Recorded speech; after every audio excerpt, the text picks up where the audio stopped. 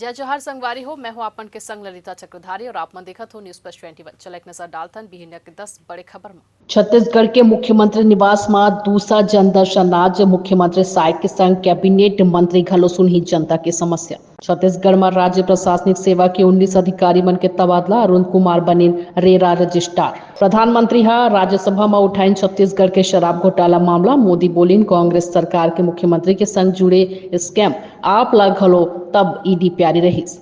रायपुर में चोर के आतंक। ज्वेलर दुकान में 10 लाख के चोरी में करीन हाथ साफ। 4 दिन में चोरी के चौथा वारदात। आडवाणी के तबियत फिर बिगड़ी। अपोलो अस्पताल में भर्ती, हालात स्थिर। 7 दिन पहले एम्स में सर्जरी के बाद डिस्चार्ज हुए रहीस। हाथरस भगदड़ मामला में बाबा के ठिकाना में दबिश। बाबा बोली अराजक तत्व मन ह मचाइन भगदड़। योगी बोलिस तोशी मल्ला नहीं छोड़बो। तीसर बार झारखंड के कमान संभाली हेमंत सोरेन। 7 जुलाई को ले सकत है शपथ।